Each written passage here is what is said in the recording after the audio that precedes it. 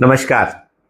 हम सुबह उठते हैं, रोटी या पराठा खाते हैं, दोपहर में चावल, रात में फिर वही। ये हमारी दिनचर्या है, हमारी परंपरा भी यही है। लेकिन क्या आप जानते हैं कि यही दो चीजें, चावल और रोटी, अब भारत में 62% लोगों की पूरी कैलोरी का स्रोत बन चुकी है। और ये आदत आज हमारे देश में मोटापा, डायबिटीज, हाई ब्लड प्रेशर और दिल की बीमारियों का सबसे बड़ा कारण बन रही है। आज हम समझेंगे कि कैसे हमारा खाना ही हमारी बीमारी बन गया है और कैसे विविधता की कमी, डाइवर्सिटी जो खाने में नहीं है, उसकी कमी ने हमारी थाली को बेजान बना दिया है। एक चौंकाने वाला डाटा सामने आया है, मतलब ये डेटा बहुत काम का है। एक हालिया रिपोर्ट के अनुसार, जो Indian map with data animation से लिया गया है, उसका बेसिकली हमने, तो वो कहता है कि 62% भारतीयों की डाइट सिर्फ दो चीजों से बनती है, वो है रोटी और चावल। औसतन भारतीयों की डाइट में 70% कैलोरी कार्बोहाइड्रेट से आती है।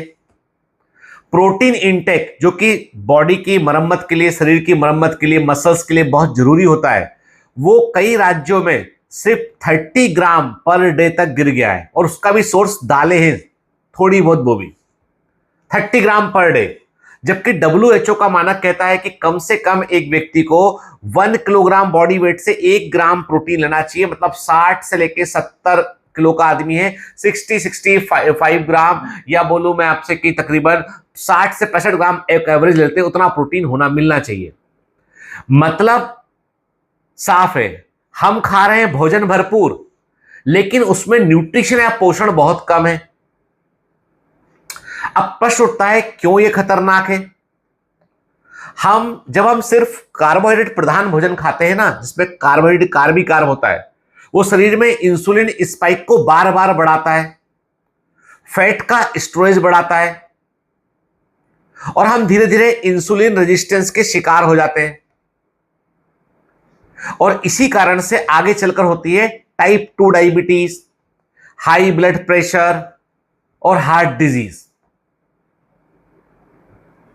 WHO के अनुसार यदि हम बात करें तो भारत में हर साल 70 लाख से अधिक डेथ, 7 मिलियन, 70 लाख से अधिक डेथ लाइफस्टाइल डिजीज से होती है। और इसका सबसे बड़ा कारण है एक समान भोजन, एक रस diet, over reliance on the carbs. Carb खा लो बस। अब ये स्थिति आई कैसे? कहानी शुरू होती है 1960s में ग्रीन रिवॉल्यूशन के साथ में। हरित क्रांति ने जहां पर एक तरीके से भुखमरी से जूझ रहे भारत में अन्न प्रदान किया, तब सबसे अधिक ध्यान दिया गया। 1960s के आसपास की बात है। Father of green revolution in India कहलाते हैं MS स्वामीनाथन। तब सबसे अधिक जोर दिया गया गेहूं और धान की पैदावार पर। सरकार ने पब्लिक डिस्ट्रीब्यूशन सिस्टम में इन्हीं दो अनाजों को शामिल किया, गेहूं को और चावल को। किसानों ने भी वही उगाया जिसकी डिमांड अधिक थी, जो अधिक बिक रहा था। क्या? चावल और गेहूं।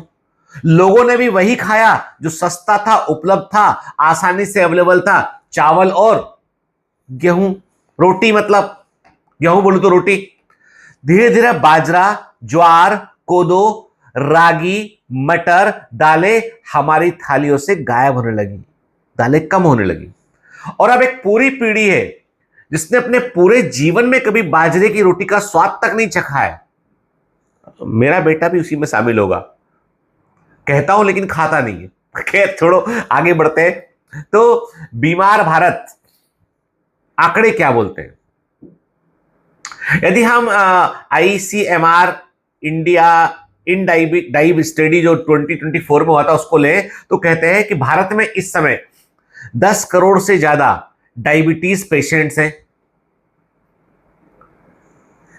NCD इंडिया बर्डन रिपोर्ट 2023 का बताता है कि भारत में हर साल लगभग 61% मौतें नॉन कम्युनिकेबल डिजीज से होती हैं, यानी वो बीमारियां जो हमारी जीवन शैली और खान पान से जुड़ी हुई हैं।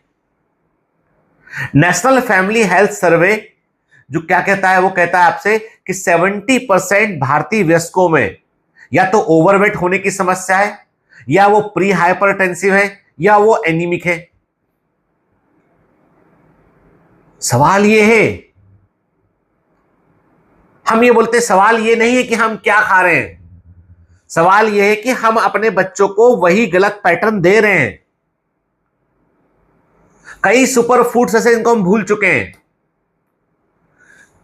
सिर्फ 50 साल पहले तक हमारी थाली में 12 से 15 प्रकार के अनाज और दालें होती थी, अब शायद 3-4 ही बचे हैं। मिलेट्स, जिस पर सरकार ने, मोदी गवर्नमेंट ने अभी ध्यान देना शुरू किया है। ज्वार, बाजरा, रागी, ये फाइबर से भरपूर होते हैं, इनका ग्लाइसेमिक इंडेक्स भी कम होता है और डायबिटीज के लिए बेहतरीन होते हैं। दालें प्रोटीन का सस्ता स्रोत है, चना, मटर, मूंग। स्थानीय फल सब्जियां जो सीजन होती हैं वो उनमें कई सारे माइक्रोन्यूट्रिएंट होते हैं। यूएन ने 2023 को इंटरनेशनल ईयर ऑफ मिलेट्स घोषित किया था, पर अफसोस, क्या इसका असर हमारे घरों तक आया है? क्या हमने कितना मिलेट्स इस्तेमाल किया, बताइए। समाधान क्या है? प्रॉब्लम तो सामने, सॉल्यूशन भी होना चाहिए। थाली में विविधता लेके आए आप। आपकी थाली में एक अनाज, एक दाल, एक सब्जी, एक दही या दूध का उत्पाद रखें आप। व्हाइट, सफेद दिखने वाले फूड कम करें। सफेद चावल, मैदा, शुगर, उनकी जगह पर डार्क कलर के food, brown rice, millets, whole wheat ले लें। एक्सोटिक सब्जियां ना खाएं। कई लोग खाते हैं भाई, जो बेमौसमी होता है उसमें उनको गर्व मिलता है। स्थानीय और मौसमी फल और सब्जियां खाएं। हमारी मिट्टी का जो खाना है ना, जो सीजन पे आता है, वही शरीर के लिए सबसे अनुकूल होता है। स्कूल और पब्लिक जो डिस्ट्रीब्यूशन प्रोग्राम फूड के होते हैं उनमें बदलाव करें। मिड डे मील में सिर्फ मिलेट्स और प्रोटीन को बढ़ाएं। पीडीएस में, पब्लिक डिस्ट्रीब्यूशन स्कीम में, सिर्फ गेहूं चावल नहीं बल्कि 5 ग्रेन्स का किट बांटे सरकार। डॉक्टर्स की भूमिका यहां पर बड़ी इंपॉर्टेंट है। हर प्रिस्क्रिप्शन के साथ में डाइट प्रिस्क्रिप्शन भी अनिवार्य हो। हम जैसे डॉक्टर जो डायबिटीज के पेशेंट को देखते हैं वो तो लिखते देते हैं, पर सब डॉक्टर करना चाहिए, क्योंकि इलाज सिर्फ दवा से नहीं, थाली से शुरू होता है। सही बात है। भारत ने कभी भूख की लड़ाई लड़ी थी, आज भी लड़ाई लड़ रहे हैं, लेकिन अब ये भूख नहीं है, भूख तो मिट जाती है, पर ये पोषण की लड़ाई लड़ना है। आज का खाना हमारा पेट तो भरता है लेकिन शरीर को बीमार बना देता है। अगर हमने अपने खाने में विविधता नहीं लाई तो अगले दशक में हर परिवार में डायबिटीज, हार्ट डिजीज के मरीज भर भर कर होंगे। अब वक्त है कि हम अपनी थाली में क्रांति शुरू करें, रिवॉल्यूशन इन योर प्लेट। रोटी चावल के साथ पौष्टिकता और संतुलन को भी जगह दें, क्योंकि सेहत अस्पताल में नहीं बनती है, रसोई घर में बनती है। अगर आप मानते हैं कि यह वीडियो हर भारतीय को देखना चाहिए तो इसे शेयर करें, ताकि हर घर में थाली में विविधता और सेहत लौटे। चलिए जुड़े रहिएगा ऐसी और इंफॉर्मेशन के लिए।